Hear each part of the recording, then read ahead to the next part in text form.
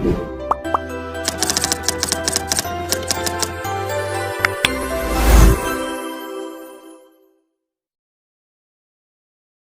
teman-teman, berjumpa lagi dengan saya di channel belajar bahasa Jepang Nihongo Oke. Sebelumnya saya minta maaf karena bisa mengupload konten lagi dikarenakan ada kesibukan tersendiri dari kemarin-kemarinnya. Dan kesempatan kali ini saya akan melanjutkan pembahasan Bumpo Mina 2 lagi, yaitu bab 37. Seperti apa pembahasannya? Ja, ishoni benkyou shiyou. 先生から僕は耳を探し始めたよその不謹慎な笑い方をめがけてやってきたんだよ Oke teman-teman, pembahasan di bab 37 ini kita akan membahas tentang pola kalimat ukemi atau yang sering kita dengar dengan kalimat pasif seperti itu. Ukemi sendiri merupakan suatu bentuk kalimat yang digunakan untuk menyatakan perbuatan yang dilakukan oleh pelaku yang dijelaskan oleh sudut pandang orang atau benda yang mengalami perbuatan tersebut secara pasif. Ya, contoh kalimatnya seperti dimarahi, dipuji, diajari, dan lain sebagainya seperti itu. Jadi kasarannya kalimat pasif atau ukemi ini jika kita terjemahkan ke dalam bahasa Indonesia memiliki makna di. Seperti yang disebutkan contoh di atas, seperti dimarahi yang awalnya dari marah. Kalau misalkan kita ubah ke kalimat pasif maka berubah arti menjadi dimarahi. Begitupun dengan dipuji dan seterusnya seperti itu. Untuk ukemi sendiri atau kalimat pasif ini memiliki beberapa fungsi untuk penggunaannya, seperti bisa terdiri dari partikel ni ditambah kata kerja berbentuk pasif seperti itu. Contohnya, watashi ga sensei ni homeraremasu. Saya dipuji oleh guru seperti itu. Jadi ini menjelaskan suatu bentuk perbuatan yang dilakukan seseorang terhadap kita atau terhadap saya gitu. Jadi untuk yang fungsi ini bisa kita analogikan terhadap perbuatan seseorang yang terjadi terhadap kita seperti itu. Nah, untuk selanjutnya adalah partikel ni dan ditambah objek. Nah, objeknya ini bisa kita pakai objek benda dan lain sebagainya. Dan ditambah kata kerja berbentuk pasif seperti itu. Nah, untuk contohnya ada Yamada-san wa neko ni teo kamaremasu, yang artinya adalah tangan Yamada digigit oleh kucing seperti itu. Jadi untuk fungsinya seperti itu.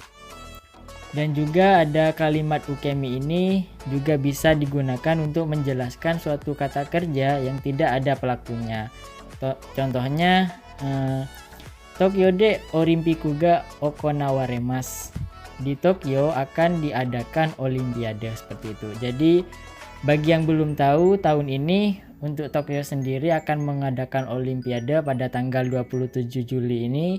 Teman-teman bisa menyaksikan di televisi seperti itu. Jadi ada cabang-cabang olahraga yang akan dilombakan. Nah, jadi meskipun tidak ada pelakunya atau tidak disebutkan, masih bisa menjelaskan suatu benda tersebut secara rinci dengan menggunakan kalimat ukemi ini seperti itu. Dan untuk fungsi yang terakhir, di sini kalimat ukemi bisa digunakan untuk menyatakan bahan baku. Ya, bahan baku semisal beras terbuat dari padi, sake dibuat dari beras seperti itu. Jadi osake wa kome kara sukuraremasu. Sake itu terbuat dari beras seperti itu. Dan selanjutnya kita ulas ulasan yang lebih mendalam lagi terhadap fungsi dan contoh dari ukemi tersendiri. Mari kita simak pembahasan selanjutnya. Oke, untuk pembahasan yang pertama di sini kita akan membahas tentang ukemi. Nah, ukemi sendiri seperti yang saya jelaskan tadi merupakan pola kalimat yang digunakan untuk menyatakan suatu perbuatan yang dilakukan oleh pelaku seperti itu. Jadi bisa dijelaskan oleh sudut pandang orang atau benda yang mengalami perbuatan tersebut secara pasif. Nah, biar teman-teman lebih mudah lagi mengingat tentang ukemi ini, teman-teman bisa mengartikan ukemi ini sebagai di seperti itu, di. Nah, untuk rumusnya di sini ukemi terdiri dari beberapa golongan juga. Dan untuk golongan yang pertama seperti biasa, golongan yang berakhiran ichiri bimini kigishi harus diubah terlebih dahulu ke vokal A, baru ditambah remas seperti itu. Nah, contohnya di sini ada kaimas. Kaimas membeli, jika diubah ke kalimat pasif maka akan berubah menjadi kawaremas seperti itu. Untuk artinya berubah menjadi dibeli. Jadi yang awalnya kaimas membeli berubah menjadi kawaremas dibeli seperti itu. Nah, sama halnya dengan contoh yang kedua, di sini ada shikarimas yaitu memarahi.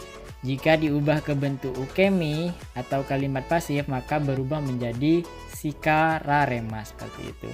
Jadi untuk akhiran ri-nya di sini diubah ke vokal A baru ditambah remas. Nah, shikarimas berubah menjadi shikararemas, dimarahi seperti itu. Dan contoh yang terakhir di sini ada nomimas. Jika diubah ke bentuk ukemi maka berubah menjadi nomaremas, diminum seperti itu.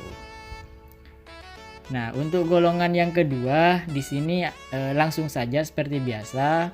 Golongan kedua yang akhirannya mas, langsung masnya aja dihapus, langsung diubah ke bentuk raremas. Nah, contoh golongan kedua ada tabemas seperti biasa. Tabemas di sini makan, masuk golongan 2, maka masnya langsung dihilangkan berubah menjadi taberaremas, dimakan. Homemas sama halnya juga dengan homemas. Homemas memuji, diubah ke bentuk pasif atau ukemi maka berubah menjadi homeraremas, dipuji. Seperti itu. Jadi untuk golongan 2 seperti itu untuk contohnya. Dan yang ketiga untuk ini seperti biasa juga, yang kimas. Kimas ini berubah menjadi koraremas dan simas berubah menjadi saremas. Nah, itu untuk yang contoh golongan 1, golongan 2 dan golongan 3 yang menggunakan pola kalimat ukemi. Selanjutnya kita akan membahas tentang fungsi ukemi itu sendiri. Jadi untuk fungsi yang pertama di sini ada partikel ni yang menggunakan kata kerja berbentuk pasif. Berhubung saya sudah jelaskan di awal, biar teman-teman tidak bingung juga, mari kita langsung masuk ke contoh berikut ini.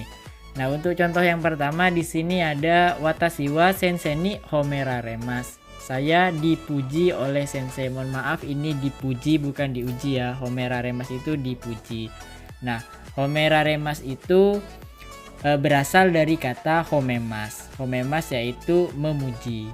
Berhubung diubah ke bentuk ukemi atau berbentuk kata kerja pasif, maka homemas berubah menjadi homeraremas yang artinya dipuji. Watashi wa sensei ni homeraremas. Saya dipuji oleh sensei, seperti itu. Dan untuk contoh yang kedua di sini ada Yamada-san wa haha ni kaimono o tanomaremas. Yamada diminta oleh ibu untuk berbelanja, seperti itu. Jadi seperti yang saya jelaskan di awal, tanomaremas ini berasal dari kata tanomimas dan diubah ke bentuk kata kerja pasif maka berubah menjadi tanomaremas, diminta berbelanja, seperti itu. Dan untuk contoh yang terakhir di sini ada watashi no ashi wa dareka ni fumaremas. Kaki saya diinjak oleh seseorang, seperti itu. Jadi di sini menjelaskan suatu kejadian atau menjelaskan suatu perbuatan orang lain yang dilakukan terhadap kita, seperti itu. Jadi fungsi partikel ini yang menggunakan kata kerja pasif seperti itu. Oke, untuk fungsi yang kedua di sini saya akan menjelaskan beberapa fungsi partikel ini yang ketambahan objek. Seperti yang saya jelaskan di awal, untuk objek di sini bisa teman-teman menggunakan benda untuk objeknya, baru ditambah partikel, maksud saya kata kerja bentuk pasif. Nah, untuk contohnya di sini ada sensei wa neko ni teo kamaremas. Tangan sensei digigit oleh kucing, seperti itu. Jadi untuk objeknya di sini merupakan suatu objek berbentuk tangan, yang dimana tangan tersebut terdapat perlakuan yang menggunakan kata kerja berbentuk pasif, yaitu kamaremas, digigit, seperti itu. Jadi kamaremas di sini berasal dari kata kamimas, yaitu menggigit. Berhubung diubah ke bentuk kata kerja berbentuk pasif maka berubah menjadi kamaremas. Nah, Sama juga dengan contoh yang kedua, di sini ada Tanaka sanwa hahani manggao suteraremas. Komik Tanaka dibuang oleh ibu. Jadi suteraremas di sini berasal dari kata sutemas, diubah ke bentuk pasif atau kata kerja pasif maka berubah menjadi suteraremas. Oh iya, untuk suteraremas di sini masuk ke golongan 2, maka masnya sutemas, masnya langsung dihilangkan, langsung ditambah raremas, maka berubah menjadi suteraremas seperti itu. Dan untuk contoh yang terakhir di sini ada watashi wa tomodachi ni tegameo yomaremas. Surat saya dibaca oleh teman, seperti itu. Dan untuk tambahan di sini ada cara untuk menggabungkan dua kalimat pasif. Semisal teman-teman menemukan suatu kalimat yang menggunakan dua kalimat yang berhubungan seperti itu. Contohnya di sini ada watashi wa tomodachi ni totte sasowaremas. Saya diajak mencuri oleh teman, semisal seperti itu ya, tapi jangan teman-teman jangan meniru tindakan ini seperti itu. Nah, di sini coba teman-teman perhatikan ada dua kalimat pasif yang saya letakkan di contoh ini. Untuk kalimat yang pertama ada totte, yaitu mengambil, yang berasal dari kata torimas. Dan untuk kalimat pasif yang kedua di sini ada saso waremas, yaitu mengajak, seperti itu. Nah, di sini teman-teman sebelum jika menggunakan dua kalimat pasif, maka teman-teman terlebih dahulu yang kalimat pertama diubah ke bentuk T seperti itu. Jadi tote langsung ditambah kalimat pasif yang kedua yaitu saso waremas, diajak, seperti itu. Maka alhasil akan berubah menjadi saya diajak mencuri oleh teman. Watashi wa tomodachi ni totte sasowarimas, seperti itu. Dan untuk fungsi yang ketiga yaitu merupakan pola kalimat pasif yang tidak ada pelakunya. Jadi di sini meskipun tidak ada pelakunya masih bisa menjelaskan secara rinci tentang kata benda tersebut, seperti itu.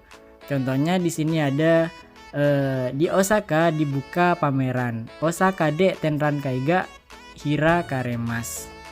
Di Osaka dibuka pameran, seperti itu. Jadi di sini kan tidak ada pelakunya yang melakukan. Cuman di Osaka itu dibuka pameran, seperti itu. Jadi meskipun tidak ada pelakunya yang dijelaskan, bisa menggunakan pola kalimat pasif atau ukemi ini. Dan untuk contoh yang kedua di sini ada Kono hon wa sekai jude yomaremas. Buku ini dibaca di seluruh dunia, seperti itu. Dan sama halnya dengan contoh yang terakhir di sini ada denwa wa yukyuseki ni hatsume saremas. Telepon diciptakan pada abad 19, seperti itu. Jadi untuk kalimat pasif yang tidak ada pelakunya, untuk contoh-contohnya seperti itu. Dan yang terakhir di sini fungsi ukemi itu bisa menyatakan bahan baku. Yang maksudnya menyatakan bahan baku itu seperti ini contohnya. Osake wa komekara sukuraremas. Sake dibuat dari beras. Nah, sake itu jika teman-teman tahu proses pembuatan sake itu dimulai dari beras. Jadi beras itu dibuat sake, seperti itu. Jadi semisal teman-teman mau menjelaskan jika sake itu dibuat dari beras, maka bisa menggunakan osake wa komekara sukuraremas. Sake dibuat dari beras. Jadi bisa menggunakan pola kalimat ukemi atau pola kalimat pasif, seperti itu. Dan untuk yang terakhir di sini ada mukashi nihon no ie wa hon de sukuraremas. Dahulu rumah Jepang terbuat dari kayu. Jadi seperti itu untuk contoh-contoh yang menyatakan bahan baku. Oke teman-teman, mungkin pembahasan bab 37 cukup sampai di sini. Jika teman-teman memiliki pertanyaan terkait pembahasan bab 37 tentang ukemi ini, silahkan tinggalkan di kolom komentar.